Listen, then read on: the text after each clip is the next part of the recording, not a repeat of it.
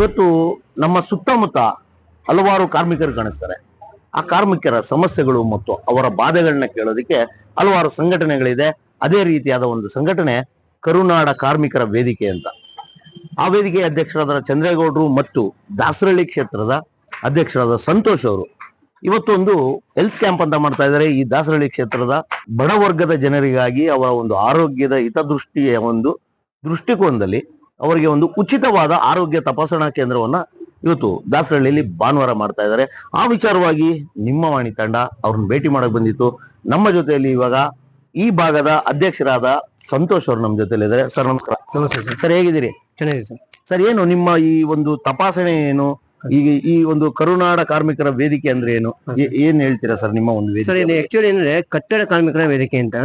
ಈ ಗಾರೆ ಕೆಲಸ ಮಾಡೋರು, ಪೇಂಟರು, ಆಮೇಲೆ ಕಾರ್ಪೆಂಟ್ರು, ಇವರಿಗೆಲ್ಲ ನಮ್ಮ ಗೌರ್ಮೆಂಟ್ ಇಂದ ಸಿಗುವ ಸೌಲಭ್ಯವನ್ನು ನೇರವಾಗಿ ಅವರಿಗೆ ಕೊಡುವಂತ ಕೆಲಸ ನಾವು ಮಾಡ್ತೀವಿ. ಅವರೇ ತಗೊಳಕ್ಕಾಗಲ್ವಾ? ಅವರು ಕಷ್ಟ ಸರ್, ನಮ್ಮ ವೇದಿಕೆ ಕಡೆಯಿಂದ ಹೋಗೋದಕ್ಕೆ. ಗೌರ್ಮೆಂಟ್ ಯಾರು ಅವರಿಗೆ ಪಾಲಿಸಲ್ಲ, ಅವ್ರ ಹತ್ರ ಹೋಗಲ್ಲ, ಸುಮಾರೆಲ್ಲ ಪ್ರಾಬ್ಲಮ್ ಇರ್ತವೆ. ಅಂದ್ರೆ ಅವರಿಗೆ ಕಮ್ಯುನಿಕೇಶನ್ ಗೊತ್ತಿರಲ್ಲ, ಅದಕ್ಕೋಸ್ಕರ ನಮ್ಮ ಸಂಘಟನೆ ಕಡೆಯಿಂದ ಅವ್ರಿಗೆ ಸಿಗುವ ಸೌಲಭ್ಯಗಳನ್ನು ನಮ್ಮ ಮುಖಾಂತರ ತಲುಪಿಸುವ ಒಂದು ವ್ಯವಸ್ಥೆ ಮಾಡ್ತಾ ಇದೀವಿ. ಮತ್ತೆ ಅವ್ರಿಗೆ ಏನೇ ಒಂದು ಹೆಲ್ಪ್ ಬೇಕಾದ್ರೆ ನಮ್ಮನ್ನ ಭೇಟಿ ಮಾಡ್ತಾರೆ. ಮತ್ತೆ ಅವ್ರಿಗೊಂದು ಬೇರೆ ಏನೋ ವ್ಯವಸ್ಥೆ ಏನೇ ಬೇಕಾದ್ರೂ ನಮ್ಮನ್ನ ಬಂದು ಇಲ್ಲಿ ಭೇಟಿ ಮಾಡ್ಬಿಟ್ಟು ಅಂತ ಒಂದು ಒಳ್ಳೆ ಕೆಲಸ ಮಾಡುವಂತ. ಸರ್, ಇವಾಗ ಕರುನಾಡ ಕಾರ್ಮಿಕರ ವೇದಿಕೆಗೆ ಯಾವ ತರ ಸಂಪರ್ಕ ಮಾಡಬೇಕು? ಅವ್ರ ಏನ್ ರಿಜಿಸ್ಟರ್ ಆಗ್ಬೇಕಾ? ಯಾವ ತರ ಇರುತ್ತೆ, ಏನ್ ಸಿಸ್ಟಮ್? ಏನಿಲ್ಲ ಸರ್, ಆಕ್ಚುಲಿ ಕಟ್ಟಡ ಕಾರ್ಮಿಕ ಕಾರ್ಡ್ ಯಾರ್ಯಾರು ಇರುತ್ತೆ ಬಂದಲ್ಲಿ ಇಲ್ಲಿ ಬಂದ್ಬಿಟ್ಟು ಬಂದು ನಮ್ಮ ಆಫೀಸ್. ಕಟ್ಟಡ ಕಾರ್ಮಿಕರ ಕಾರ್ಡ್ ಯಾರು ಕೊಡ್ತಾರೆ? ನೀವು ಕೊಡ್ತೀರಾ, ಗವರ್ಮೆಂಟ್ ಕೊಡ್ತಾರೆ? ನಾವೇ ಮಾಡಿಸ್ಕೊಡ್ತೀವಿ. ಕಾರ್ಡು ನೀವೇ ಮಾಡಿಸ್ಕೊಡ್ತೀರಾ? ಏನೇ ಅವ್ರ ಸಾಧಕ ಬಾಧಕಗಳನ್ನ ನೀವೇ ನೋಡ್ತೀವಿ. ಸರ್, ಇವಾಗ ಸಹಜವಾಗಿ ಸರ್ಕಾರದಿಂದ ಸಿಗುವಂತ ಸೌಲಭ್ಯಗಳು ಯಾವ್ಯಾವ ತರ ಇರ್ತವೆ? ಈಗ ಗಾರೆ ಕೆಲಸ ಮಾಡೋರಿಗೆ ಗಾರೆ ಕಿಟ್ ಬರುತ್ತೆ. ಆಮೇಲೆ ಮಕ್ಕಳಿಗೆ ಸ್ಕಾಲರ್ಶಿಪ್ ಏನಿರುತ್ತೆ ಗಾರೆ ಕಿಟ್ಟಲ್ಲಿ? ಗಾರೆ ಕಿಟ್ಟಲ್ಲಿ ಅವ್ರು ಸಂಬಂಧಪಟ್ಟಿರೋ ಎಲ್ಲ ಇರುತ್ತೆ ಸರ್. ಅವ್ರು ಕೆಲಸ ಮಾಡುವಂತ ಸಾಂಬಾರು ಎಲ್ಲ ಇರುತ್ತೆ. ಅದಕ್ಕೇನು ಉಚಿತ ಇರುತ್ತೆ ಸರ್? ದುಡ್ಡು ಕೊಡ್ಬೇಕು? ಉಚಿತ ಏನಿಲ್ಲ, ಸರ್ಕಾರದಿಂದ ಉಚಿತ ಕೊಡ್ತಾರೆ. ಅದ್ ನಾವು ತಗೊಂಡ್ಬಿಟ್ಟು ನಮ್ಮ ಮುಖಾಂತರ ಕೊಡ್ತೀವಿ ಅಷ್ಟೇ ಅವರಿಗೆ. ಆಮೇಲೆ ಸ್ಕೂಲ್ ಮಕ್ಕಳಿಗೆ ಕಿಟ್ ಬರುತ್ತೆ. ಯಾರು ಕಟ್ಟಡ ಕಾರ್ಮಿಕರ ಮಕ್ಕಳಿಗೆ ಸ್ಕೂಲ್ ಮಕ್ಕಳಿಗೆ ಕಿಟ್ ಬರುತ್ತೆ. ಏನಿರುತ್ತೆ ಕಿಟ್ಟಲ್ಲಿ? ಕಿಟ್ಟಲ್ಲಿ ಅವರು ಲಂಚ್ ಬಾಕ್ಸ್ ಮತ್ತೊಂದು ಅದೇ ಸಾಮಗ್ರಿಗಳು ಅದೆಲ್ಲ ಇರುತ್ತೆ. ಅದಾದ್ಮೇಲೆ ನೆಕ್ಸ್ಟ್ ಲ್ಯಾಪ್ಟಾಪ್ ಕೊಡ್ತಾರೆ ಸೆಕೆಂಡ್ PU ಮಕ್ಕಳಿಗೆ. ಆಮೇಲೆ ಗಾರೆ ಮೇಸಿಗಳಿಗೆ ಒಂದು ಮಟ್ಕೋಲ್ ಬರುತ್ತೆ, ಮಟ್ಕೋಲ್ ಸ್ಕೇಲ್ ಅದೆಲ್ಲ ಕೊಡ್ತೀವಿ. ಅಂದ್ರೆ ಅವರ ಪರಿಕರಗಳು ಅವ್ರಿಗೆ ದಿನನಿತ್ಯದ ಬಳಕೆ ಆಗುವಂತ, ಅವ್ರ ಕೆಲಸದಲ್ಲಿ ಬಳಕೆ ಆಗುವಂತ ವಸ್ತುಗಳನ್ನ ಸರ್ಕಾರ ಉಚಿತವಾಗಿ ಕೊಡುತ್ತೆ. ಅದಕ್ಕೆ ನೀವು ಕೊಂಡಿಯಾಗಿ ಕೆಲಸ ಮಾಡ್ತೀರಾ, ಸರ್ಕಾರ ಮತ್ತು ಕಾರ್ಮಿಕನ ಮಧ್ಯದಲ್ಲಿ ಕೊಂಡಿಯಾಗಿ ಕೆಲಸ ಮಾಡ್ತೀರಾ, ಕರೆಕ್ಟ್ ಅಲ್ವಾ? ಸರ್, ನಿಮ್ಮ ಈ ಕರುನಾಡ ವೇದಿಕೆ ಯಾವ ಪ್ರಾರಂಭ ಆಯ್ತು? ಇದು ಆಕ್ಚುಲಿ 3 ವರ್ಷ ಆಯ್ತು ಓಪನ್ ಆಗಿ. 3 ವರ್ಷ. ನಮ್ಮ ರಾಜ್ಯಾಧ್ಯಕ್ಷರು ಚಂದ್ರಗೌಡರ ಒಂದು ಅಪೇಕ್ಷೆ ಮೇರೆಗೆ KR ಬ್ರಾಂಚ್ ಇದೆ, ಮೇನ್ ಬ್ರಾಂಚ್. ಇಡೀ ಎಲ್ಲ ಕಡೆ ತಾಲೂಕು, ಜಿಲ್ಲೆ ಎಲ್ಲ ಕಡೆ ಸಂಘಟನೆ ಇದೆ. ಎಲ್ಲ ತಾಲೂಕಲ್ಲಿದೆ. ಹೋಬಳಿ ಕೇಂದ್ರ ನೆಕ್ಸ್ಟ್ ಸ್ಟಾರ್ಟ್ ಮಾಡ್ತವ್ರೆ. ಬೆಂಗಳೂರಲ್ಲೂ ಎಲ್ಲಾ ಇದರಲ್ಲೂ ಇದೆ, ಕ್ಷೇತ್ರದಲ್ಲೂ ಇದೆ. ಈ ದಾಸರಳ್ಳಿ ಕ್ಷೇತ್ರಕ್ಕೆ ನಮ್ಮ ಹ್ಯಾಂಡ್ ಓವರ್. ಸರ್, ಇವಾಗ ನೀವು ಕಟ್ಟಡ ಕಾರ್ಮಿಕರ ವೇದಿಕೆ ಅಂತ ಮಾಡ್ಕೊಂಡಿದ್ದೀರಾ, ಅವರ ಸುಖ ದುಃಖಗಳನ್ನ ಕೇಳ್ತೀರಾ, ಸರ್ಕಾರದಿಂದ ಬರುವಂತ ಸೌಲಭ್ಯಗಳನ್ನ ಒದಗಿಸ್ತಾ ಇದ್ದೀರಾ. ಇದರ ಜೊತೆಯಲ್ಲಿ ಇವತ್ತು ನೀವು ಹೆಲ್ತ್ ಕ್ಯಾಂಪ್ ಮಾಡ್ತಾ ಇದ್ದೀರಾ ನೀವು ದಾಸರಳ್ಳಿ ಕ್ಷೇತ್ರದಲ್ಲಿ. ಏನ್ ಸರ್ ಇದ್ರದ್ದು ಏನು ಮೂಲ ಉದ್ದೇಶ ಏನು? ಇದು ಜನಗಳಿಗೆ ಒಂದು ಏನೋ ಉಪಯೋಗ ಆಗಬೇಕು ಅಂತ. ಈಗ ಕಟ್ಟಡ ಕಾರ್ಮಿಕ ಆಕ್ಚುಲಿ ಕೂಲಿ ಕೆಲಸ ಮಾಡೋರು, ಅವರಿಗೆ ಬೇರೆ ಕಡೆ ಹೋಗ್ಬಿಟ್ಟು ಒಂದು ಈಗ ಬ್ಲಡ್ ಚೆಕಪ್ ಮಾಡಿಸ್ಬೇಕಂದ್ರೆ 800 ರೂಪಾಯಿ ತಗೊಂತಾರೆ. ಬೇರೆ ಏನೋ ಒಂದು ಚೆಕಪ್ ಮಾಡಿಸ್ಬೇಕಂದ್ರೆ 1000 ರೂಪಾಯಿ ತಗೊಂತಾರೆ. ಅದು ಕೊಡುವಂತ ಸ್ಥಿತಿಯಲ್ಲಿ ಅವರು ಇರೋದಿಲ್ಲ. ಆ ದೃಷ್ಟಿಯಿಂದ ಇಲ್ಲಿ ಬಂದ್ಬಿಟ್ಟು ಫ್ರೀ ಚೆಕಪ್ ಅನ್ನು ಮಾಡಿಸ್ತೀವಿ ಸರ್ ನಮ್ಮ ಕಡೆಯಿಂದ. ಸರ್, ಇವಾಗ ನಿಮ್ ಈ ಒಂದು ಹೆಲ್ತ್ ಕ್ಯಾಂಪ್ಗೆ ಇಲ್ಲಿಯ ಸಾರ್ವಜನಿಕರು ಎಲ್ಲರೂ ಬರ್ಬೋದಾ ಅಥವಾ ಕಟ್ಟಡ ಕಾರ್ಮಿಕರು ಮಾತ್ರ ಬರ್ತಾರೆ? ಕಟ್ಟಡ ಕಾರ್ಮಿಕರು ಬರ್ಬೋದು, ಸಾರ್ವಜನಿಕರು ಬರ್ಬೋದು ಸರ್. ಎಲ್ಲರಿಗೂ ಅವಕಾಶ ಇದೆ. ಇಲ್ಲಿವರೆಗೂ ಎಷ್ಟು ಜನ ನೀವು ಹೆಲ್ತ್ ಇದು ಆಲ್ರೆಡಿ 120 ಆಗಿದೆ ಸರ್. 120 ಜನ. ಯಾವ ರೀತಿಯಾದ ಸಮಸ್ಯೆಗಳನ್ನ ಇಟ್ಕೊಂಡು ಜನ ಬರ್ತಾ ಇದಾರೆ ಸರ್ ಇಲ್ಲಿ? BP, ಶುಗರು, ಮತ್ತೆ ಥೈರಾಯ್ಡ್ ಸಮಸ್ಯೆ, ಬ್ಲಡ್ ಗ್ರೂಪ್, ಮತ್ತೆ ಕಣ್ಣಿನ ಸಮಸ್ಯೆ ಎಲ್ಲ ಪ್ರತಿಯೊಂದು ಏನಿಲ್ಲ ಎಲ್ಲ ಚೆಕಪ್, ಪ್ರತಿಯೊಂದು ಆರೋಗ್ಯದ ಸಮಸ್ಯೆಗಳನ್ನ ಇಟ್ಕೊಂಡು ಜನ ಬಂದು ನಿಮ್ಮನ್ನ ಸಂಪರ್ಕ ಮಾಡ್ತಾ ಇದ್ದಾರೆ. ಹೆಂಗಿದೆ ಸರ್ ನೀವು ಇವಾಗ ಹೆಲ್ತ್ ಕ್ಯಾಂಪ್ ಇವಾಗ ಏನೋ ಪ್ರಾರಂಭ ಮಾಡಿದ್ರಿ, ಸ್ಪಂದನೆ ಹೆಂಗಿದೆ ಸರ್? ಜನ ಯಾವ ತರ? ಚೆನ್ನಾಗಿದೆ ಸರ್, ಜನ ಏನೋ ಖುಷಿ ಪಟ್ರ ಇದೊಂದು ಸೇವೆ ಕೊಡ್ತಿರೋದಕ್ಕೆ? ಹೌದೌದು, ಎಲ್ಲ ಖುಷಿ ಪಟ್ಟ ಸರ್. ಕರ್ನಾಡ ಕಾರ್ಮಿಕರ ವೇದಿಕೆ ಇದೇನು ದಾಸರಳ್ಳಿ ಕ್ಷೇತ್ರದಲ್ಲಿ ಸ್ಟಾರ್ಟ್ ಆಗಿ ಎಷ್ಟು ದಿನ ಆಯ್ತು ಸರ್ ನಿಮಗೆ? ಆಕ್ಚುಲಿ ಒಂದು 2 ಮಂತ್ ಆಯ್ತು ಸರ್, 2 ತಿಂಗಳಿಂದ ಓಪನ್ ಆಯ್ತು. ಇದೇ ಫಸ್ಟ್ನೇ ಕಾರ್ಯಕ್ರಮ ಅಂದ್ರೆ ಹೆಲ್ತ್ ಕ್ಯಾಂಪ್ ಫಸ್ಟ್ನೇ ಕಾರ್ಯಕ್ರಮ. ಮೊನ್ನೆ ಒಂದು ಶ್ರೀರಾಮನವಮಿ ಉತ್ಸವ ಮಾಡಿವು, ಅದೆಲ್ಲ ಒಂದು ಮಾಡಿವು ಜನಗಳಿಗೆಲ್ಲ. ಮತ್ತು ಮೊದಲನೇ ಕಾರ್ಯಕ್ರಮ ಅಂದ್ರೆ ಇದೆ ಹೆಲ್ತ್ ಕ್ಯಾಂಪ್. ಮುಂದಿನ ದಿನಗಳಲ್ಲಿ ಯಾವ ರೀತಿಯಾದ ಒಂದು ಕಾರ್ಯಕ್ರಮಗಳು ನಂಬ್ಕೊಂಡಿದೆ ಸರ್? ನೆಕ್ಸ್ಟ್ ಈಗ ಕಾರ್ಮಿಕ ದಿನಾಚರಣೆ ಇದೆ, ಅದು ಅದ್ದೂರಿಯಾಗಿ ಮಾಡೋಂತ ಒಂದು ಪ್ಲಾನ್ ಮಾಡ್ತಾ ಇದ್ದೀವಿ ಸರ್. ಯಾವ ತರ ಅದ್ದೂರಿ ಅಂದ್ರೆ ಯಾವ ತರ ಸರ್? ಅದೇ ಒಂದು ಕಾರ್ಮಿಕರಿಗೆ ನಮ್ಮ ಕಡೆಯಿಂದ ಏನೋ ಒಂದು ಉಚಿತವಾಗಿ ಕೊಡುವಂತ ಮಾಡ್ತಾ ಇದೀವಿ, ಪ್ಲಾನ್ ಮಾಡ್ತಾ ಇದೀವಿ. ಎಲ್ಲಿ ಮಾಡ್ತಾ ಇದ್ದೀರಾ ಕಾರ್ಯಕ್ರಮ? ಇಲ್ಲೇ ನಮ್ಮ ಆಫೀಸ್ ಹತ್ರ. ನಿಮ್ಮ ಆಫೀಸ್? ಅಂದಾಜು ನಿಮ್ಮ ಭಾಗದಲ್ಲಿ ಎಷ್ಟು ಜನ ಕಟ್ಟಡ ಕಾರ್ಮಿಕರು ಇದ್ದಾರೆ ಸರ್? ಸರ್, ಈ ಕಡೆ ಅಂದ್ರೆ ಒಂದು 3000 ಜನ ದಾಸರಳ್ಳಿ. 3000 ಜನ? ಅದು ಜಾಸ್ತಿನೇ ಇದ್ದಾರೆ. ನೀವೇ ಇವಾಗ ಈ ಕಳೆದ 2 ತಿಂಗಳಿಂದ ನಿಮ್ಮಲ್ಲಿ ಮೆಂಬರ್ಶಿಪ್ ಆದಂತವ್ರು ಎಷ್ಟು ಜನ? ಸರ್ ಮೆಂಬರ್ಶಿಪ್ ಅಂತ ಇಲ್ಲ, ನಾವು ಆಕ್ಚುಲಿ ಈಗ ಲೇಬರ್ ಕಾರ್ಡ್ ಇದ್ದವನ್ನ ಬಂದ್ಬಿಟ್ಟು ನಮ್ಮ ಇದಕ್ಕೆ ಲೇಬರ್ ಕಾರ್ಡ್ ಇರೋಂತವ್ರು ನಿಮ್ಮನ್ನ ಬಂದು ಸಂಪರ್ಕ ಮಾಡಿದವ್ರು ಎಷ್ಟು ಜನ? ಆಕ್ಚುಲಿ ಒಂದು 170 ಆಗಿದೆ ಈಗ. ಸರ್ ಇವಾಗ ನೀವೇನು ಪರ್ಸನಲ್ ಆಗಿ ಹೋಗಿ ಅವ್ರನ್ನ ಸಂಪರ್ಕ ಮಾಡ್ತಾ ಇದೀರೋ ಅಥವಾ ನಿಮ್ಮ ಕಾಂಟ್ಯಾಕ್ಟ್ ನಂಬರ್ ತಗೊಂಡು ಅಥವಾ ಎಲ್ಲಾದ್ರೂ ಪ್ರಚಾರಕ್ಕೆ ಏನಾದ್ರು ಮಾಡ್ತಾ ಇದೀರಾ? ಸರ್ ಪ್ರಚಾರಕ್ಕೆ ಅಂದ್ರೆ ಮೊನ್ನೆ ಬಿಟ್ಟಿದ್ದೆ, ಪಾಂಪ್ಲೆಟ್ ಎಲ್ಲ ಮಾಡ್ಬಿಟ್ಟು ಪ್ರತಿಯೊಂದು ಎಲ್ಲೆಲ್ಲಿ ಕಟ್ಟಡ ಕಾರ್ಮಿಕರು ಇದ್ದಾರೆ ಗಾರೆ ಕೆಲಸದವರು ಅಲ್ಲಿಗೆ ನಮ್ಮ ಪಾಂಪ್ಲೆಟ್ ಕೊಟ್ಬಿಟ್ಟು ಇಲ್ಲಿಗೆ ಒಂದು ಮಾಹಿತಿ ಕೊಡಿ ಅಂತ ಬಂದ್ಬಿಟ್ಟು ನಮ್ಮ ಕಚೇರಿ ಹತ್ರ ಬಂದ್ಬಿಟ್ಟು ಭೇಟಿ ಆಗಿದ್ದಾರೆ ಎಲ್ಲ ಕಡೆ. ಆತರ ಒಂದ್ ಇಬ್ರನ್ನ ಬಿಟ್ಟಿನಿ ನಮ್ಮವ್ರನ್ನೇ ಎಲ್ಲ ಕಡೆ ಸರ್ಚ್ ಮಾಡ್ತಾರೆ. ಸರ್ ಸಹಜವಾಗಿ ಒಬ್ಬ ಕಟ್ಟಡ ಕಾರ್ಮಿಕನಿಗೆ ಯಾವ ರೀತಿಯಾದ ಸಮಸ್ಯೆಗಳಿರುತ್ತೆ? ಸರ್ ಅವರಿಗೆ ಪಾಪ ಬೆಳಿಗ್ಗೆ ಕೂಲಿ ಕೆಲಸ ಮಾಡೋದಲ್ಲ, ಬೆಳಗಿಂದ ಊಟದ್ದು ಮತ್ತೊಂದು ಎಲ್ಲ ಪ್ರಾಬ್ಲಮ್ ಇರುತ್ತೆ ಅವರಿಗೆ. ಈಗ ಬೆಳಿಗ್ಗೆ ಅವರು ಬಂದ್ರೆ ಕೆಲಸ ಮಾಡಿದಷ್ಟೇ ಊಟ ತಿಂಡಿ, ಇಲ್ಲ ಅಂದ್ರೆ ಅವ್ರಿಗೆ ಇಲ್ಲ, ಆ ತರ ಒಂದು ಪರಿಸ್ಥಿತಿ ಇರ್ತಾರೆ. ಅದಕ್ಕೋಸ್ಕರ ನಮ್ಮ ಸಂಘಟನೆ ಕಡೆಯಿಂದಲೂ ಗೌರ್ಮೆಂಟ್ ಇಂದ ಏನೇನ್ ಸಿಗುತ್ತೆ ಆ ಸೌಲಭ್ಯವನ್ನು ನಾವು ನೇರವಾಗಿ ಅವರಿಗೆ ತಲುಪಿಸೋ ಒಂದು ವ್ಯವಸ್ಥೆ ಮಾಡ್ತೀವಿ ಸರ್. ಸರ್ ಸಹಜವಾಗಿ ಕಟ್ಟಡ ಕಾರ್ಮಿಕರು ಅಂದ್ರೆ ವಲಸೆ ಬಂದಿರ್ತಾರೆ, ಉತ್ತರ ಕರ್ನಾಟಕ ಆಗಿರ್ಬೋದು, ತಮಿಳುನಾಡು ಆಗಿರ್ಬೋದು, ಬಿಹಾರ್, ರಾಜಸ್ಥಾನ್, ಈ ತರ ಒಂದು ವಲಸೆ ಬಂದಿರುವಂತವರಿಗೆ ಇವತ್ತಿನ ಬೆಂಗಳೂರಿನ ಪರಿಸ್ಥಿತಿಯಲ್ಲಿ ಅವ್ರಿಗೆ ವಾಸ್ತವ ಅಂದ್ರೆ ಏನು ಅವರ ಮನೆ ಏನಿರುತ್ತಲ್ಲ ಅದೇ ಅವ್ರಿಗೆ ದೊಡ್ಡ ತೊಂದರೆ ನಾನ್ ನೋಡಿರೋ ಪ್ರಕಾರ. ಯಾಕಂದ್ರೆ ಎಲ್ಲೋ ಒಂದ್ ಕಡೆ ಜೋಪಡಿ ಹಾಕೊಂಡಿರ್ತಾರೆ, ಖಾಲಿ ಜಾಗದಲ್ಲಿ ಇರ್ತಾರೆ, ಅವ್ರು ಓನರ್ ಏನೋ ಬಿಲ್ಡಿಂಗ್ ಕಟ್ಬೇಕು ಅಂದಾಗ ಅವ್ರ ಅಲ್ಲಿಂದ ಓಡಿಸ್ತಾರೆ, ಹಲವಾರು ಸಮಸ್ಯೆಗಳನ್ನ ಎದುರಿಸ್ತಾ ಇದ್ದಾರೆ. ಸರ್ ಈ ರೀತಿಯ ಸಮಸ್ಯೆಗಳನ್ನ ಸರ್ಕಾರದ ಮುಂದೆ ಏನಾದ್ರು ಇಟ್ಟಿದ್ದೀರಾ? ಅವ್ರಿಗೆ ಒಂದು ನಿರ್ದಿಷ್ಟವಾದ ಒಂದು ಜಾಗದಲ್ಲಿ ಮನೆ ಕಟ್ಸುವಂತದ್ದು, ಬಿಲ್ಡಿಂಗ್ ಕಟ್ಸುವಂತದ್ದು, ಉಚಿತವಾಗಿ ಮನೆ ಕೊಡುವಂತದ್ದು, ಈ ರೀತಿಯಾದ ಯಾವ್ದಾದ್ರು ಒಂದು ಕಾರ್ಯಕ್ರಮ ಸರ್ಕಾರಕ್ಕೆ ಇಟ್ಟಿಲ್ಲ ಸರ್, ಇನ್ನು ಮುಂದೆ ಇಡುವಂತ ಒಂದು ಪ್ಲಾನ್ ಇದೆ ಸರ್, ಈ ತರ ಒಂದು ಮಾಹಿತಿ ಕೊಡುವಂತ. ಯಾಕಂದ್ರೆ ಸಹಜವಾಗಿ ಒಬ್ಬರ ಗೂಡು ಕಟ್ಟಿ ಕೊಡುವಂತ ಒಬ್ಬ ಮನುಷ್ಯನಿಗೆ ತನ್ನದೇ ಒಂದು ಗೂಡು ಇರಲ್ಲ ಅಲ್ವಾ? ಆ ರೀತಿಯಾಗಿ ಇವಾಗ ಸಹಜವಾಗಿ ಕಟ್ಟಡ ಕಾರ್ಮಿಕರು ಅಂದ್ರೆ ವಲಸೆ ಬಂದಿರೋರು, ಇವಾಗ ನೋಡಿ ಅವರಲ್ಲೂ ಅವರ ಮಕ್ಕಳು ತಗೊಂಡ್ರೆ ನೀವು 1, 2, 3, 4 ಮಕ್ಳು ಇರ್ತವೆ, ಅವು ಸ್ಕೂಲ್ಗೆ ಹೋಗಲ್ಲ. ಯಾಕಂದ್ರೆ ಇವರು ಇವತ್ತು ಇಲ್ಲಿದ್ರೆ ನಾಳೆ ಇನ್ನೊಂದ್ ಕಡೆ ಮತ್ತೊಂದ್ ಕಡೆ, ಯಾಕಂದ್ರೆ ಅವ್ರು ನಿರ್ದಿಷ್ಟವಾದ ಒಂದೇ ಜಾಗದಲ್ಲಿ ಕೆಲಸ ಮಾಡ್ತಾರೆ ಅಂತ ಹೇಳಕ್ಕಾಗಲ್ಲ, ಪರ್ಮನೆಂಟ್ ಜಾಬ್ ಇರಲ್ಲ. ಇವಾಗ ಅವ್ರ ಮಕ್ಕಳ ಎಜುಕೇಶನ್ ಬಗ್ಗೆ ಏನಾದ್ರು ಈ ರೀತಿಯಾದ ಒಂದು ಕಾರ್ಯಕ್ರಮಗಳನ್ನ ಏನಾದ್ರು ಇಟ್ಟಿದ್ದೀರಾ? ಸರ್ ಅವ್ರಿಗೀಗ ಗೌರ್ಮೆಂಟ್ ಇಂದ ಸೌಲಭ್ಯ ಇದೆ ಸರ್, ಅವರಿಗೆ ಈಗ ಫ್ರೀ ಇದು ಇದೆ, ಟ್ರೀಟ್ಮೆಂಟ್ ಇದೆಲ್ಲ ಇದೆ. ಆಮೇಲೆ ಮತ್ತೆ ಬುಕ್ಸ್ ಪೆನ್ನು ಅವರಿಗೆ ಗೌರ್ಮೆಂಟ್ ಏನೇ ಬರುತ್ತೆ. ಇವಾಗ ಮಕ್ಕಳು ಸ್ಕೂಲ್ ಹೋಗೋದೇ ಕಷ್ಟ ಆಗಿದೆ. ಇವಾಗ ಸಹಜವಾಗಿ ನೀವು ನೋಡಿರ್ತೀರಾ, ನಾನು ನೋಡಿರ್ತೀನಿ, ಎಲ್ಲರೂ ನೋಡಿರ್ತೀವಿ. ಮಕ್ಕಳು ಈ ಮಣ್ಣಲ್ಲಿ ಅಲ್ಲಿ ಇಲ್ಲಿ ಆಟ ಆಡ್ತಾ ಇರ್ತವೆ. ಯಾಕಂದ್ರೆ ಅವ್ರಿಗೆ ಸ್ಕೂಲ್ ಕಳ್ಸೋಷ್ಟು ಶಕ್ತಿ ಇವ್ರಿಗಿರಲ್ಲ, ಶಕ್ತಿ ಇದ್ರು ಕಳ್ಸಲ್ಲ. ಅವು ಕೊನೆಗೆ ವಿದ್ಯಾಭ್ಯಾಸ ಇಲ್ಲದೆ ವಿದ್ಯಾಭ್ಯಾಸಕ್ಕೆ ವಂಚಿತರಾಗ್ತಾರ.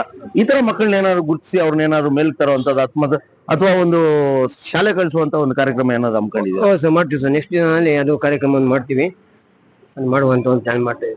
ಆಗ್ಲಿ ಸರ್, ಮಾಡಿ. ಯಾಕಂದ್ರೆ ಸಹಜವಾಗಿ ಏನಾಗುತ್ತೆ, ಬಡತನ ಅನ್ನೋದು ಯಾರೇನು ಕೇಳಿ ಅಥವಾ ಪಡ್ಕೊಂಡು ಅಥವಾ ಅಪ್ಲಿಕೇಶನ್ ಹಾಕೊಂಡು ಹುಟ್ಟಿರಲ್ಲ. ಎಲ್ಲೋ ಒಂದ್ ಕಡೆ ಬಡತನ, ಅವರು ಆಯ್ಕೆ ಮಾಡ್ಕೊಂಡಂತ ಉದ್ಯೋಗ, ಅವ್ರು ಮಾಡ್ತಿರುವಂತ ಕೆಲಸದಲ್ಲಿ ಅವ್ರಿಗೆ ಸಿಕ್ತಿರುವಂತ ಸಂಬಳದಲ್ಲಿ ಅವ್ರ ಕುಟುಂಬ ನಿರ್ವಹಣೆನೇ ಕಷ್ಟ ಇರುವಾಗ ಅವ್ರಿಗೆ ಮಕ್ಕಳನ್ನ ಓದಿಸ್ಕೊಂಡು ಸಂಸಾರ ನೋಡ್ಕೊಂಡು ಇದೆಲ್ಲ ಇನ್ನೂ ಕಷ್ಟದ ಕೆಲಸ. ಆದ್ರೂ ಒಂದು ಜೀವನ ನಡೆಸ್ಬೇಕು, ಹೆಂಡತಿ ಮಕ್ಕಳು ತಂದೆ ಎಲ್ಲ ಒಂದೇ ಕಡೆ ಒಂದೇ ಬಿಲ್ಡಿಂಗ್ ಅಲ್ಲಿ ಕೆಲಸ ಮಾಡ್ಕೊಂಡು ಕಷ್ಟ ಪಡ್ತಾ ಇರ್ತಾರೆ. ಅಂತ ಒಂದು ಕಷ್ಟ ಜೀವಿಗಳಿಗೆ ಸಹಕಾರ ಆಗ್ಲಿ ಅಂತ ಹೇಳ್ಬಿಟ್ಟು ನೀವು ಒಂದು ವೇದಿಕೆ ಪ್ರಾರಂಭ ಮಾಡಿದ್ದೀರಾ. ಇವತ್ತು ನೀವು ಒಂದಿಷ್ಟು ಜನಕ್ಕೆ ಏನು ಒಂದು ಆರೋಗ್ಯ ತಪಾಸಣೆಯನ್ನು ಮಾಡಿಸ್ತಾ ಇದ್ದೀರಾ, ತುಂಬಾ ಅದ್ಭುತವಾದ ಕಾರ್ಯಕ್ರಮ ಮಾಡ್ತಾ ಇದ್ದೀರಾ ಕರುನಾಡ ಕಾರ್ಮಿಕರ ವೇದಿಕೆಯಿಂದ. ಈ ಒಂದು ಕಾರ್ಯಕ್ರಮಗಳು ಇದೇ ರೀತಿಯಾಗಿ ಮುಂದುವರಿಲಿ.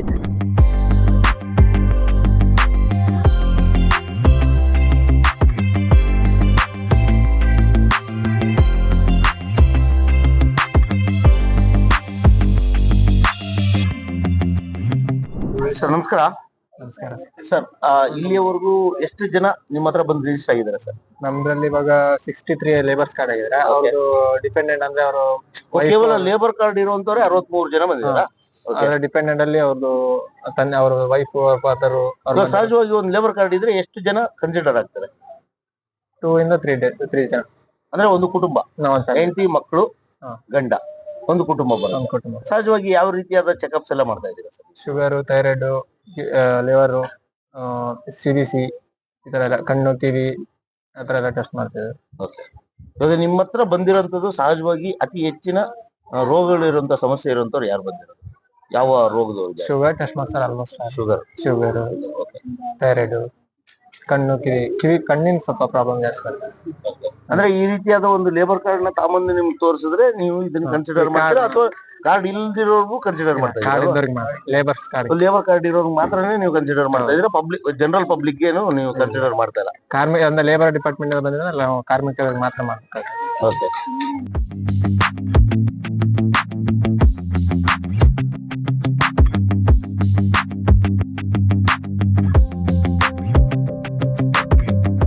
ಮೇಡಮ್ ಇವ್ರಿಗೆ ಟೆಸ್ಟ್ ಮಾಡಿದ್ರಿ ಇವಾಗ ಹೌದು ಏನ್ ಸಮಸ್ಯೆ ಇದೆ ಮೇಡಮ್ ಇವ್ರಿಗೆ? ಅವರಿಗೆ long side problem long site. ದೂರದಲ್ಲಿ ಅವ್ರಿಗೆ ಸ್ವಲ್ಪ ಕಾಣಿಸಲ್ಲ ಸರಿ, ಚಿಕ್ಕ ನಂಬರ್ಸ್ ಎಲ್ಲ ಓಕೆ. ಇವಾಗ ಅವ್ರಿಗೆ ಕನ್ನಡಕ ರೆಫರ್ ಮಾಡ್ತಾ ಇದ್ದೀರಾ? ಮಾಡ್ತಿದ್ವಿ. ಹೌದು ಸರ್, ಓಕೆ ಮ್ಯಾಮ್. ಕನ್ನಡಕ ಹಾಕೊಂಡ್ರೆ ಕ್ಲಿಯರ್ ಆಗಿ ಕಾಣಿಸುತ್ತಾ? ಕ್ಲಿಯರ್ ಕಾಣಿಸುತ್ತೆ. ಅಂದ್ರೆ ದೂರದೃಷ್ಟಿ ಮತ್ತು ಹತ್ತಿರ ದೃಷ್ಟಿ ಪ್ರಾಬ್ಲಮ್ಸ್ ಇರುತ್ತೆ ಸಹಜವಾಗಿ. ಹೌದು ಸರ್. ಇಲ್ಲಿವರೆಗೂ ಎಷ್ಟು ಜನ ಬಂದಿದ್ದಾರೆ ಮೇಡಮ್ ಈ ತರ ಕಂಟೆಸ್ಟ್ ಪ್ರಾಬ್ಲಮ್ಗೆ? ಈಗ ಇವತ್ತು ಸರ್ ಇವಾಗ ಒಂದು 80+ ಅಂದ್ರೆ ಕೇವಲ ಕಣ್ಣಿನ ಮಾತ್ರ? ಹೌದು. ಎಲ್ಲರಿಗೂ ಸಮಸ್ಯೆಗಳು ಇದೆಯಾ ಮೇಡಮ್, ಅಥವಾ ಸುಮ್ನೆ ಸಹಜವಾಗಿ ಬಂದು ಸುಮ್ನೆ ಚೆಕಪ್ ಮಾಡ್ಕೊಂಡು ಹೋಗ್ತಾರೆ? ಒಬ್ರಿಗೆ ಇರುತ್ತೆ, ಅವ್ರಿಗೆ ಅಂದ್ರೆ ಲೈನ್ಸ್ ಆಗಿ ಕರೆಕ್ಷನ್ ಕೊಡ್ತೀವಿ ಸರ್ ನಾವು. ಆತರ ಸಹಜವಾಗಿ ಬಂದಿರೋ 80 ಜನದಲ್ಲಿ ಎಷ್ಟು ಪರ್ಸೆಂಟೇಜ್ ಇದೆ? ಒಂದು 50% ಇರ್ಬೋದು ಸರ್. 50%. 40 ಜನಕ್ಕೆ ಕಣ್ಣಿನ ತೊಂದರೆ ಇದೆ. ತೊಂದರೆ ಇದೆ. ಅದಕ್ಕೆ ಬೇಕಾದ ಇವಾಗ ಏನ್ ಮೇಡಮ್, ಇವಾಗ ನೀವು ರೆಫರ್ ಮಾಡ್ತೀರಾ, ಅವರೇ ಕೊಂಡ್ಕೋಬೇಕಾ ಅಥವಾ ನಿಮ್ ಕಡೆಯಿಂದ ಅಂದ್ರೆ ಸರ್ಕಾರದ ಕಡೆಯಿಂದನೇ ಏನಾದ್ರು ಕನ್ನಡಕ ಕೊಡ್ತಾರ? ನಾವು ಅವ್ರಿಗೆ ಬರ್ದ್ ಕೊಟ್ಟು ಅವ್ರ ಹೊರಗಿಂದ ತಗೋಬೇಕಾಗುತ್ತೆ ಸರ್. ಅವ್ರ ಹೊರಗಡೆ ತಗೋಬೇಕಾಗುತ್ತೆ. ಮೇಡಮ್ ಸಹಜವಾಗಿ ಏನ್ ರೇಟ್ ಇರುತ್ತೆ ಮೇಡಮ್ ಇವಾಗ? ಲೆನ್ಸಸ್ ಆಗಿರ್ಬೋದು, ಗ್ಲಾಸಸ್ ಆಗಿರ್ಬೋದು, ಫ್ರೇಮ್ ಮತ್ತೆ ಗ್ಲಾಸ್ 1000 ಮೇಲೆ ಇರ್ಬೋದು ಸರ್. 1000 ಮೇಲೆ. ಅದರಿಂದ ಸರ್ಕಾರದಿಂದ ಯಾವ್ದೇ ರೀತಿಯಾದ ಸವಲತ್ತುಗಳಿಲ್ವಾ? ಅಂದ್ರೆ ಅವ್ರಿಗೆ ಎಷ್ಟು ಪವರ್ ಇದೆ, ಅವ್ರಿಗೆ ಏನ್ ತೊಂದರೆ ಇದೆ ಅಂತ ನಾವು ಇಲ್ಲಿ ಹೇಳ್ಬೋದು, ಬಟ್ ಕ್ಲಾಸ್ ಕೊಡ್ಸಕ್ಕೆ ಆಗೋದಿಲ್ಲ ಸರ್. ಅಂದ್ರೆ ಬೇರೆ ಸರ್ಕಾರದಿಂದ ಅದು ಯಾವ್ದೇ ರೀತಿಯಾದ ಸೇವೆಗಳು ಇಲ್ಲ ಇಲ್ಲ. ಸರ್. ನೋಡಿ ಈ ತರದ್ದು, ಯಾಕಂದ್ರೆ ಸಹಜವಾಗಿ ಇದ್ರದ್ದು ಒಂದು ಸಮಸ್ಯೆನೆ ಅಲ್ವಾ? ಇವಾಗ ಎಲ್ಲರಿಗೂ ಕನ್ನಡಕ ತಗೊಳ್ಳೋಷ್ಟು ಶಕ್ತಿ ಇರುತ್ತೋ ಇರಲ್ವೋ ಗೊತ್ತಿರಲ್ಲ. ಹಂಗಾಗಿ ಇದ್ರದ್ದು ಒಂದು ಸಮಸ್ಯೆನ ಪರಿಗಣಿಸ್ತೀವಿ. ಓಕೆನಾ ಸರ್? ಮಾತಾಡ್ತೀವಿ. ಆಗ್ಬೋದು ಸರ್, ಥ್ಯಾಂಕ್ ಯು.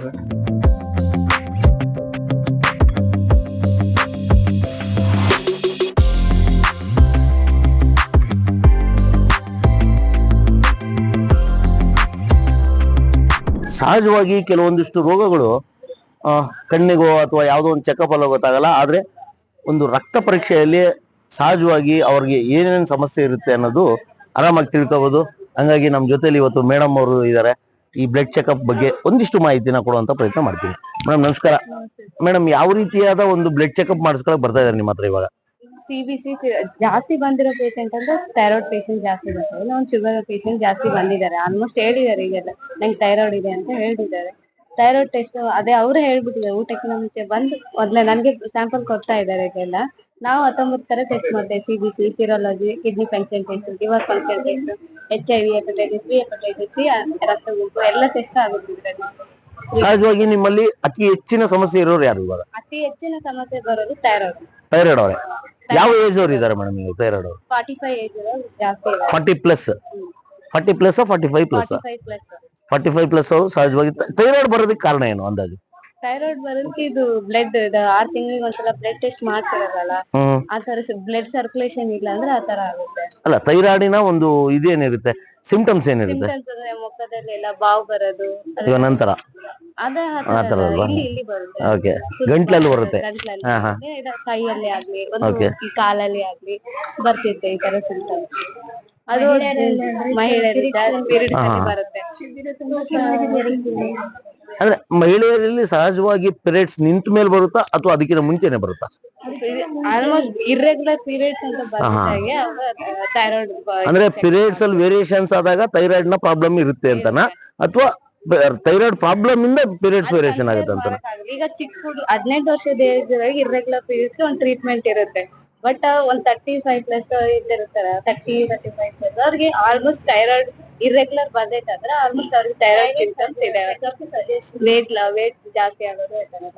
ಅಂದ್ರೆ ಥೈರಾಯ್ಡಿನ ಒಂದು ಗುಣಗಳೇನಂದ್ರೆ ಗಂಟ್ಲು ದಪ್ಪ ಆಗೋದು, ಕೈಕಾಲು ಊತ ಬರೋದು, ಆಮೇಲೆ ಈ ಸರಿಯಾಗಿ ಪೀರಿಯಡ್ಸ್ ಆಗದೆ ಇರೋದು, ಹೆಣ್ಮಕ್ಳಿಗೆ ವೇಟ್ ಜಾಸ್ತಿ ಆಗೋದು, ವೇಟ್ ಕಮ್ಮಿ ಆಗೋದು ಬರುತ್ತಾ?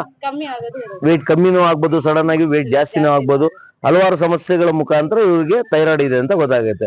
ಸಹಜವಾಗಿ ಶುಗರ್ ಟೆಸ್ಟ್ ಏನೇನು ಇದಿದೆ ಮೇಡಮ್? ಅಂದ್ರೆ ಯಾವ ಮಿನಿಮಮ್ ಎಷ್ಟು, ಮ್ಯಾಕ್ಸಿಮಮ್ ಎಷ್ಟು? ಮ್ಯಾಕ್ಸಿಮಮ್ 150 ಇರ್ಬೇಕು ಅಷ್ಟೇ. Maximum 150 before food, after food? 120, 140 ಇದ್ರೆ ಮ್ಯಾಕ್ಸಿಮಮ್. 140 ಮೇಲೆ ಬಂದ್ರೆ ಜಾಸ್ತಿ ಶುಗರ್ ಇದೆ ಅಂತ ಕನ್ಸಿಡರ್ ಮಾಡ್ತೀವಿ. ಓಕೆ. ನೀವು ಇವಾಗ ಇದೇನ್ ಶುಗರ್ ಇದೆ ಅಂತ ಬರ್ತಾ ಇದಾರ ಅಥವಾ ಶುಗರ್ ಇದೆ ಇದಕ್ಕೆ ಟ್ರೀಟ್ಮೆಂಟ್ ಕೊಡಿ ಅಂತ? ಜಾಸ್ತಿ ಇದೆ, ಏನಾದ್ರು ಮೆಡಿಸಿನ್ ಕೊಡಿ ಅಂತ. ಮೆಡಿಸಿನ್ ಕೊಡಿ ಅಂತ ಬರ್ತಾ ಇದ್ದಾರೆ. ನಾವು ಲ್ಯಾಬ್ ಟೆಕ್ನಿಷಿಯನ್ ಕೊಡಕ್ಕಾಗಲ್ಲ, ಡಾಕ್ಟರ್ ಸಜೆಸ್ಟ್ ಮಾಡ್ತೀವಿ ನಾವು. ಒಟ್ಟಾರೆಯಾಗಿ ನಿಮ್ಮ ಹತ್ರ ಇವಾಗ ಆಲ್ರೆಡಿ ಸಮಸ್ಯೆ ಇರೋರೇ ಬಂದ್ ಚೆಕ್ ಮಾಡಿಸ್ಕೊತಾ ಇರೋದು, ಗೊತ್ತಿರೋರೆ ಬಂದು ನಂಗೆ ಹೇಳ್ತಾರೆ ನಂಗೆ ಥೈರಾಯ್ಡ್ ಇದೆ, ಮಾಡ್ತೀವಿ ರಿಪೋರ್ಟ್ ಅಲ್ಲಿ ಏನ್ ಬರುತ್ತೆ ನೋಡಿ ಕನ್ಸಿಡರ್ ಮಾಡೋದು. ಇನ್ನು ಪ್ರಾಬ್ಲಮ್ ಏನೇನಿದ್ರೆ ಡಾಕ್ಟರ್ ಹತ್ರ ಕನ್ಸಲ್ಟ್ ಅಂತ ಕಳಿಸ್ತೀವಿ ನಾವು. ಸರ್ ಇವಾಗ ಎಷ್ಟು ಪೇಷಂಟ್ಸ್ ನಿಮ್ಮನ್ನ ಭೇಟಿ ಮಾಡಿದಾರೆ ಇವಾಗ ಬ್ಲಡ್ ಟೆಸ್ಟ್? ಥೈರಾಯ್ಡ್ ಗೆ ಮಾತ್ರ ಒಂದ್ 10 ಪೇಷಂಟ್ ಬಂದ್ರಿ ಈಗ. ಈಗ ಮ್ಯಾಮ್ ಜನರಲ್ ಟೆಸ್ಟ್ ಆದ್ರೆ ಅಲ್ಲಿ 60+ ಆಗಿದ್ದಾರೆ. ಜನರಲ್ ಟೆಸ್ಟ್ಗೆ ಶುಗರು BP ಇನ್ನೊಂದು ಮತ್ತೊಂದಕ್ಕೆ ಥೈರಾಯ್ಡ್ ಮಾತ್ರ 10 ಜನ ಬಂದಿದ್ದಾರೆ. Thank you madam. ನಿಮ್ಮ ಹೆಸರು? ದುರ್ಗಾ ಅಂತ ಹೇಳಿ. Durga madam, thank you. ಒಳ್ಳೆ ಸೇವೆ ಮಾಡ್ತಾ ಇದ್ದೀರಾ, ಜನಸೇವೆ, ಜನಾರ್ದನ ಸೇವೆ ಎಲ್ಲದನ್ನು ಮಾಡ್ತಾ ಇದ್ದೀರಾ. ನಿಮ್ಗೂ ಒಳ್ಳೇದಾಗ್ಲಿ, ನಿಮ್ ತಂಡಕ್ಕೂ ಶುಭ ಆಗ್ಲಿ ಅಂತ ನಾವು ಸಹ ಬಯಸ್ತೀವಿ. ಈ ಉಚಿತ ವೈದ್ಯಕೀಯ ಅನ್ನೋದು ಯಾವ ರೀತಿಯಾಗಿ ಜನಕ್ಕೆ ತಲುಪ್ತಾ ಇದೆ ಅನ್ನೋ ವಿಚಾರವಾಗಿ ನಾವು ಡಾಕ್ಟರ್ ಹತ್ರ ಮಾತಾಡೋಣ. ಸರ್ ನಮಸ್ಕಾರ. ಸರ್ ತಮ್ಮ ಹೆಸರು? Sir doctor Sachin. Doctor Sachin sir. Sir Sachin ಅವ್ರು ಎಲ್ಲಿ ಅವರು? ನಮ್ ದಾವಣಗೆರೆಯಿಂದ. ಸೂಪರ್. ದಾವಣಗೆರೆಯಿಂದ ಸಚಿನ್ ಡಾಕ್ಟರ್ ನಮ್ ಜೊತೆಲಿ ಇದ್ದಾರೆ. ಸರ್ ಇಲ್ಲಿ ನೀವು ಇವಾಗ ಬೆಳಗ್ಗೆಯಿಂದ ನೀವು ಇದೇನ್ ಮಾಡ್ತಾ ಇದ್ದೀರಾ, ಉಚಿತ ವೈದ್ಯಕೀಯ ಕಾರ್ಯಕ್ರಮ? ಹೌದು.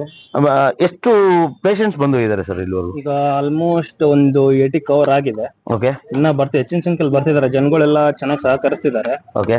ಹಿಂಗೆ ಬಂದ್ರೆ ಇದು ಫುಲ್ ಎಲ್ಲ ಫ್ರೀ ಟೆಸ್ಟ್ ಇರೋದ್ರಿಂದ ಎಲ್ಲಾ ಜನಗಳು ಬಂದು ಇದನ್ನೆಲ್ಲ ಸದುಪಯೋಗ ಪಡಿಸ್ಕೋಬೇಕಂತಂದು ಈ ಮೂಲಕ ಕೇಳ್ಕೊಂತಿದೀವಿ.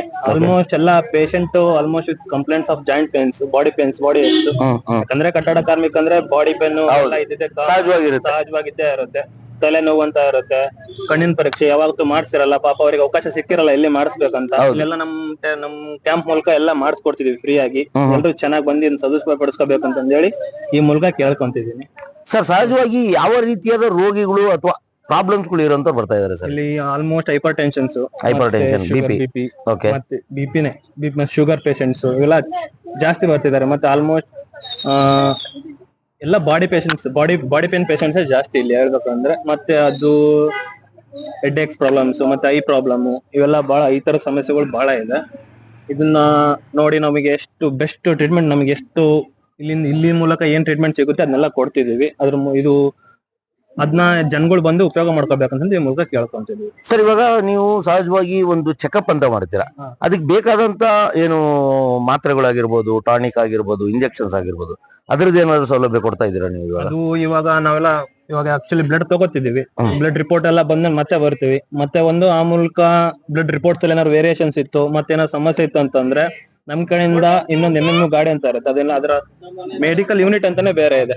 ಮತ್ತೆ ಅದಕ್ಕೋಸ್ಕರ ಬೇರೆ ಗಾಡಿನೇ ಬರುತ್ತೆ. ಅದ್ರಲ್ಲಿ ಮತ್ತೆ ಬೇರೆ ಡಾಕ್ಟರ್ಗಳು ಬರ್ತಾರೆ. ಆ ರಿಪೋರ್ಟ್ಸ್ ಎಲ್ಲ ನೋಡಿ ಅದ್ರಲ್ಲಿ ಏನಾದ್ರು ಸಮಸ್ಯೆ ಇದ್ರೆ ಅದಕ್ಕೆಲ್ಲದಕ್ಕೂ ಪರಿಷ್ಕಾರ ಕೊಡ್ತಾರೆ. ಇದ್ರ ಮೂಲಕ ಇವಾಗ ಫಸ್ಟ್ ಇಲ್ಲಿ ಬಂದು ಎಲ್ಲ ಟೆಸ್ಟ್ ಮಾಡ್ಕೊಂಡ್ ಜನಗಳೆಲ್ಲ ನಾವು ಮತ್ತೆ ಕಾಲ್ ಮಾಡ್ತೀವಿ. ಅವ್ ಬರ್ಬೇಕು, ಅವಾಗ ಬಂದು ರಿಪೋರ್ಟ್ ಬಂದ್ಮೇಲೆ ಎಲ್ಲ ಮೆಡಿಸಿನ್ಸ್ ಎಲ್ಲ ಇರುತ್ತೆ, ಅವೈಲಬಿಲಿಟಿ ಇರುತ್ತೆ, ಅವ್ ಬಂದು ಇಸ್ಕೋಬಹುದು. ಒಟ್ಟಾರೆ ನೀವು ಇವಾಗ ಚೆಕಪ್ ಮಾಡ್ತೀರಾ, ಅದಕ್ಕೆ ಬೇಕಾದಂತ ಪರಿಹಾರಗಳನ್ನ ಮುಂದಿನ ದಿನಗಳಲ್ಲಿ ಅಥವಾ ನಾಳೆ ನಾಡಿದ್ರಲ್ಲಿ ನೀವು ಒದಗಿಸ್ತೀರಲ್ವಾ? ಎಲ್ಲ ರಿಪೋರ್ಟ್ ಬಂತು, ನಮಗೆ ರಿಪೋರ್ಟ್ ಬೇಕಲ್ಲ, ರಿಪೋರ್ಟ್ ಬಂದ್ಮೇಲೆ ನಾವೆಲ್ಲ ರಿಪೋರ್ಟ್ ಪ್ರಕಾರ ಏನೇನ್ ಸಮಸ್ಯೆ ಇದನ್ನೆಲ್ಲ ನೋಡಿ ಅದಕ್ಕೆ ಪರಿಷ್ಕಾರ ಕೊಡ್ತೀವಿ. ಸರ್ ಇವಾಗ ನೀವು ಸರ್ಕಾರದ ವತಿಯಿಂದ ಬಂದಿರೋದು ಅಥವಾ ಪ್ರೈವೇಟಾ? ನಾವು ಸರ್ಕಾರದ ವತಿಯಿಂದಾನೆ, ಕಟ್ಟಡ ಮತ್ತು ಕಾರ್ಮಿಕ ಇಲಾಖೆಯಿಂದಾನೆ ಬಂದಿರೋದು. ನಮ್ದು ಇದು ಟೆಂಡರ್ ಹಿಡ್ಕೊಂಡ್ರೆ ಬ್ಲೋಸಮ್ ಹಾಸ್ಪಿಟಲ್ ಅಂತ, ಬ್ಲೋಸಮ್ ಹಾಸ್ಪಿಟಲ್ ಅಲ್ಲಿ ಟೆಂಡರ್ ಹಿಡ್ಕೊಂಡ್ರೆ. ಇವಾಗ ಬಂದಿರೋದು ಕಟ್ಟಡ ಮತ್ತು ಕಾರ್ಮಿಕ ಇಲಾಖೆಯಿಂದಾನೆ ಬಂದಿರೋದು. ಸರ್ ಇವಾಗ ಈ ಕಟ್ಟಡ ಕಾರ್ಮಿಕರ ವೇದಿಕೆ ಇವ್ರು ಮಾಡ್ತಾರಂತ ಇದೊಂದು ಪುಣ್ಯದ ಕಾರ್ಯ.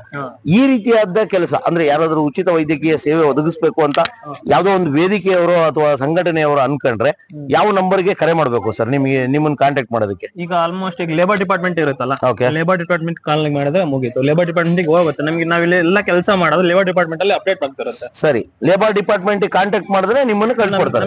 Okay sir. Labour department contact ಮಾಡಿದ್ರೆ ಅವರು ಇಲ್ಲಿ ಕ್ಯಾಂಪ್ಸ್ ನೀಡಿದೆ, ಇಲ್ಲಿ ಕ್ಯಾಂಪ್ಸ್ ಇಲ್ಲಿ ಬೇಕು, ಇಲ್ಲಿ ನೀಡಿದೆ ಕ್ಯಾಂಪ್ಗಳು ಅಂತ ಗೊತ್ತಾದ್ರೆ ಇಲ್ಲಿ ಲೇಬರ್ ಕಾರ್ಡ್ಗಳು ಜಾಸ್ತಿ ಇದಾವೆ, ಲೇಬರ್ಸ್ ಇಲ್ಲಿ ಜಾಸ್ತಿ ಇದಾರೆ, ಲೇಬರ್ಸ್ ಇಲ್ಲಿ ಜಾಸ್ತಿ ತೊಂದರೆ ಆಗ್ತಿದೆ ಆರೋಗ್ಯದ ಮೇಲೆ. ಅಲ್ಲಿ ಹೋಗಿ ಲೇಬರ್ ಡಿಪಾರ್ಟ್ಮೆಂಟ್ ಇನ್ಫಾರ್ಮೇಶನ್ ಬರುತ್ತೆ. ಬಂದ್ಮೇಲೆ ನಾವು ಇಮಿಡಿಯೇಟ್ ಆಗಿ ಆಕ್ಷನ್ ತಗೊಂಡು ಇಲ್ಲಿ ಬಂದ್ಬಿಡ್ತೀವಿ. ಅಲ್ಲಿ ಎಲ್ಲಿ ಕ್ಯಾಂಪ್ ಅವ್ರು ಅಸೈನ್ ಮಾಡಿರ್ತಾರೋ ಆ ಅಸೈನ್ಮೆಂಟ್ ಕ್ಯಾಂಪಿಗೆ ಬಂದ್ಬಿಡ್ತೀವಿ. ಓಕೆ ಸರ್, ಒಂದು ಏನು ವೈದ್ಯಕೀಯ ಸಂಬಂಧಪಟ್ಟಂತ ವಿಚಾರ ಒಂದು ಕೇಳ್ತೀನಿ ಸರ್. ಸಹಜವಾಗಿ ಇವತ್ತು ಪ್ರತಿಯೊಬ್ರು ಅಂದ್ರೆ ವೃದ್ಧರಾಗಿರ್ಬೋದು, ಬಾಲಕರಾಗಿರ್ಬೋದು, ಮಧ್ಯವಯಸ್ಕರಾಗಿರ್ಬೋದು, ಇವರಲ್ಲಿ BP ಶುಗರ್ ಸಮಸ್ಯೆಗಳು ಅತಿ ಹೆಚ್ಚಾಗಿ ಕಾಣ್ತಾ ಇದೆ. ಇದಕ್ಕೆ ಮೂಲ ಸಮಸ್ಯೆ ಏನಾಗಿರ್ಬೋದು ಸರ್? BP ಶುಗರ್ ಅಂತಂದ್ರೆ ಅದು ಏಜ್ ಮೇಲೆ ಡಿಪೆಂಡ್. ಆಲ್ರೆಡಿ ಬ್ಲಡ್ ಪ್ರೆಷರ್, ಮತ್ತೆ ಅತಿಯಾದ ಒತ್ತಡಗಳು, ಹೈಪರ್ ಟೆನ್ಷನ್ಸ್ಗಳು, ಮತ್ತೆ ಇವತ್ತಿನ ಜೀವನ ಶೈಲಿ, ಆಹಾರ ಶೈಲಿ. ಶುಗರ್ ಅಂತಂದ್ರೆ ಆಹಾರ ಶೈಲಿ, ನಾರ್ಮಲ್ ಡಯಟ್ ಎಲ್ಲ ಮೇಂಟೈನ್ ಮಾಡ್ಲೇಬೇಕಾಗುತ್ತೆ ಜನಗಳು. ಬೇಸಿಕ್ ಅದನ್ನ ಮೊದ್ಲು ತಲೆಯಲ್ಲಿ ಇಟ್ಕೊಂಡು ಆಹಾರ ಮತ್ತೆ ಅವ್ರ ದಿನಚರ್ಯ ಏನೇನ್ ಇರುತ್ತಲ್ಲ ಅದನ್ನೆಲ್ಲ ಚೇಂಜ್ ಮಾಡ್ಕೊಂಡು ಬೆಳಗ್ಗೆ ಎದ್ದು ನೀರ್ ಕುಡಿಬೇಕು. ಈ ತರದೆಲ್ಲ ನಾರ್ಮಲ್ ಒಂದು ಸಿಂಪಲ್ ಥಿಂಗ್ಸ್ ಎಲ್ಲ ಮಿಸ್ ಆಗ್ತಿರ್ತಾರೆ. ಇದನ್ನೆಲ್ಲ ಮಾಡಿದ್ರೆ ಜನಗಳು ಆರೋಗ್ಯ ಇರ್ಬೋದು. ಧನ್ಯವಾದಗಳು ಸಚಿನ್ ಸರ್, ತುಂಬಾ ಅದ್ಭುತ ಮಾಹಿತಿ ಕೊಟ್ರಿ. ಆಗ್ಲಿ, ನಿಮ್ಮ ಸೇವೆಗೆ ಭಗವಂತ ನಿಮಗೂ ಒಳ್ಳೇದ್ ಮಾಡ್ಲಿ.